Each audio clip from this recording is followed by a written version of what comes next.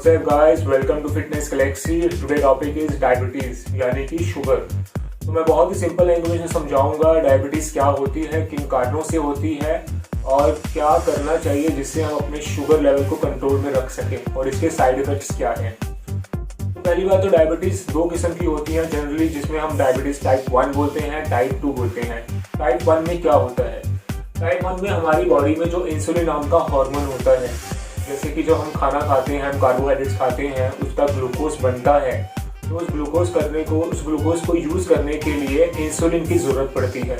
जो इंसुलिन है हमारे बॉडी सेल्स को उस ग्लूकोज को यूज़ करने में हेल्प करता है, और अगर इंसुलिन नहीं होता है तो वो ग्लूकोज यूज़ नहीं कर सकता बॉडी और हमारे शरीर में एनर्जी नहीं आएगी।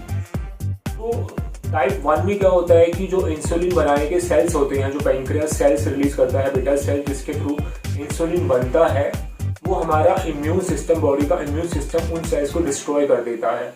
वो एक माल फंक्शन है, जैसे कि हमारी बॉडी में अगर कोई डिजीज या बैक्टीरिया या वायरस आता है तो ऑटोमेटिकली जो हमारा इम्यून सिस्टम है उससे फाइट करता है।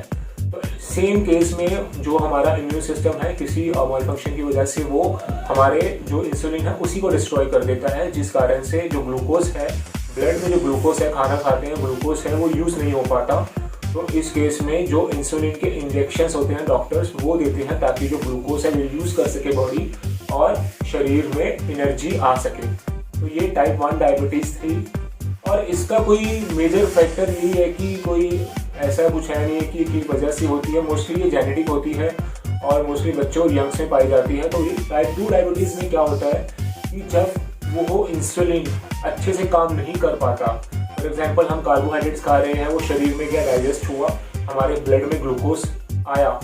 अब इंसुलिन क्या करेगा, जो बॉडी सेल्स हैं उन बॉडी सेल्स को हेल्प करेगा उन ग्लूकोज को एब्जॉर्ब करने में, मदद करने में, ताकि एनर्जी आ सके बॉडी में।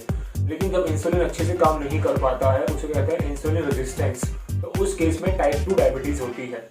अब ये इंसुलिन रेजिस्टेंस किस वजह से होता है, यानी टाइप 2 डायबिटीज़ किस वजह से होती है? ये होती है, जो फर्स्ट मेजर फैक्टर है ओवर एक्सेस ईटिंग। अगर आपकी डाइट, आपकी मील में बहुत ही ज़्यादा रिफाइंड कार्ब्स है, बहुत ही हाई शुगर है, हाई कैलोरी इनटेक है, तो आपके चांसेस है कि आपकी ब्लड शुगर एलिवेट होगा। क्योंकि अगर आपकी बॉडी में कोई फिजिकल एक्टिविटी नहीं होगी, आप घर पे कोई वर्कआउट नहीं करते, आप जिम में कोई वर्कआउट नहीं करते, आप कोई फिजिकल एक्टिविटी नहीं कर रहे, आपकी सिटिंग जॉब है, तो उस केस में आपकी बॉडी में जो ब्लड में शुगर होगा वो यूज़ नहीं हो पाएगा, और उस केस में क्या होगा, जो शुगर है वो आपके ब्लड में ही रहेगा। और इससे क्या होता है कि आप फॉर लॉन्ग टाइम पीरियड, अगर आपकी यही लाइफस्टाइल रहती है, आपकी डाइट, आपका वर्कआउट नहीं है, आपके फिजिकल एक्टिविटी, आप एक्टिव नहीं हो फिजिकली, तो इंसुलिन पे बहुत ही ज़्यादा स्ट्रेस पड़ता है, जिस वजह से क्या होता है, जो आपका पैंक्रियास है, जो इंसुलिन रिलीज करता है, वो ओवर एक्सेस इंसुलिन की प्रोडक्शन कर देता है, क्योंकि बॉडी के जो सेल्स है वो ग्लूकोज यूज़ नहीं कर पा रहे हैं। तो पैंक्रियास क्या करता है, ओवर प्रोडक्शन कर देता है इंसुलिन की, ताकि जो बॉडी के सेल्स है वो ग्लूकोज के यूज़ कर सके लॉन्ग टाइम पीरियड के लिए। अगर ऐसे ही पैंक्रियास ओवर प्रोडक्शन इंसुलिन की करता है तो एक टाइम पे आके इंसुलिन बर्न हो जाता है, डिस्ट्रॉय हो जाता है, और फिर कुछ टाइम के बाद टाइप 2 डायबिटीज़ में भी इंसुलिन के इंजेक्शंस लेने पड़ते हैं। तो ये मैंने आपको बताया कि क्या रीज़न है, किस वजह से होती है। आप फिजिकल एक्टिविटी नहीं है, आपकी हाई कैलोरी डाइट है, को कार्बोहाइड्रेट्स बहुत ज़्यादा है, वो भी सिंपल रिफाइंड कार्ब्स, वो है, आपकी हाई फ्रुक्टोज है, आप जूसेस बहुत ज़्यादा ले रहे हैं, आप बेटर है होल फ्रूट लीजिए रादर देन आप जूसेस ले रहे हैं। तीसरा है शुगर बहुत ज़्यादा इनटेक है आपका। इसके अलावा आप स्मोकिंग बहुत कर रहे हैं, अल्कोहल आप बहुत ज़्यादा ले रहे हैं। तो ये मेजर फैक्टर्स हैं इसके आपको टाइप 2 डायबिटीज़ होने के।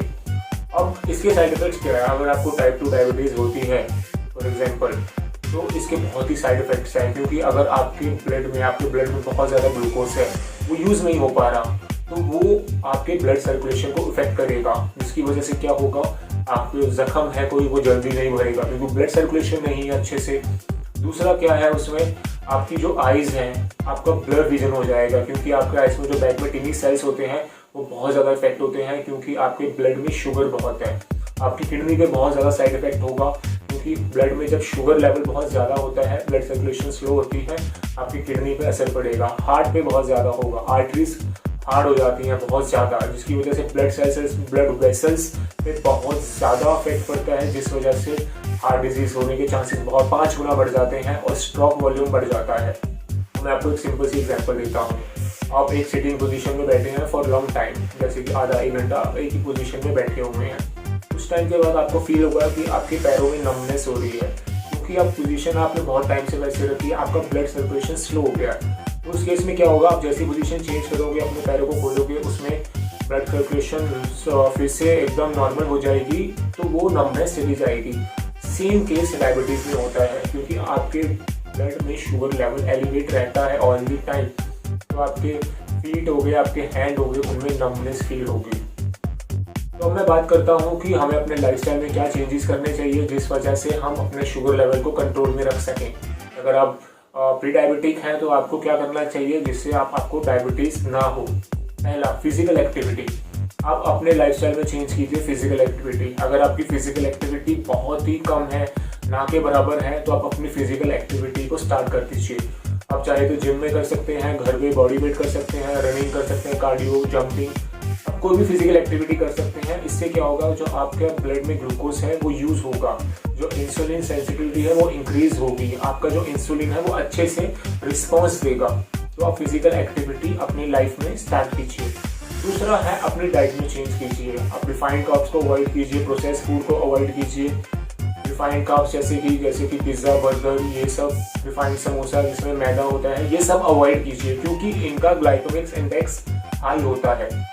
अगर आप रिफाइंड कार्ब्स खाते हैं तो वो हाई ग्लाइकेमिक इंडेक्स होता है, वो आपके इंसुलिन को स्पाइक करेगा, ब्लड शुगर जल्दी से बढ़ेगा, तो उसे अवॉइड कीजिए। लो ग्लाइकेमिक्स फूड आप लीजिए। लो ग्लाइकेमिक्स फूड अगर आप लेंगे, फॉर एग्जांपल आप ज्वार हो गया या आप टोमेटो, ग्रीन वेजिटेबल्स, ये सब लो ग्लाइकेमिक इंडेक्स है। इससे क्या होगा कि जो आपका ब्लड शुगर है वो स्पाइक नहीं करेगा, आपके शरीर में धीरे धीरे से ग्लूकोज बनेगा, धीरे धीरे से वो यूज होगा।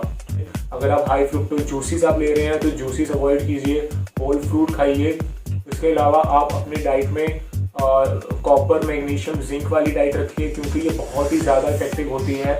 जिस केस में अगर इंसुलिन जो रेजिस्टेंस होता है वो कम होता है, इंसुलिन सेंसिटिविटी बढ़ती है। इससे ओमेगा 3 आपकी डाइट में अगर होगा, वो आपके इंसुलिन सेंसिटिविटी को इंक्रीज करेगा, इंसुलिन रेजिस्टेंस को कम करेगा, आपका इंसुलिन अच्छे से रिस्पॉन्स देगा।